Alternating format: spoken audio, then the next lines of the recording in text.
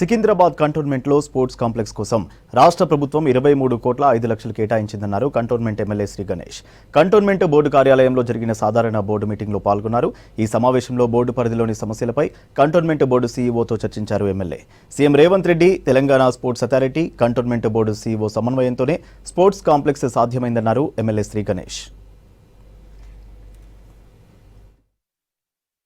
అందరికీ మేలే విధంగా ఎన్నో సంవత్సరాల నుంచి చాలామంది ప్రయత్నించను అని చెప్పుకున్నా కూడా మనకు స్పోర్ట్స్ కాంప్లెక్స్ లేదు, స్పోర్ట్స్ స్టేడియంలు లేవు, క్రీడాకారులకు కావాల్సిన వసతులు లేక చాలామంది క్రీడాకారులు గొప్ప స్థానానికి వెళ్ళాలనుకున్నా కూడా సరైన వసతులు లేకుండా కాలేకపోయారు.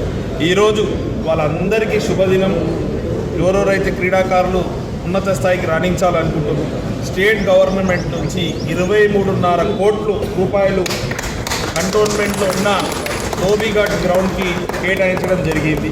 గతంలో కూడా రెజల్యూషన్ పాస్ అయినా కూడా ఎంఓయూ కాలేదు. అనేక సార్లు వీళ్ళది కండిషన్, స్టేట్ గవర్నమెంట్ కండిషన్ తోటి అదంతా పెండింగ్ ఉండే. ఈరోజు చాలా శుభదినం. ఆ పెండింగ్స్ అంతా దూరమై ఈరోజు ఎంఓయూ మన బోర్డు మీటింగ్లో రిజల్యూషన్ పాస్ అయ్యి 8 సింథటిక్ లైన్లు ట్రాక్ చేసిరు. అది కాకుండా స్పోర్ట్స్ కాంప్లెక్స్ కూడా నిర్మాణం చేస్తున్నందుకు శాంక్షన్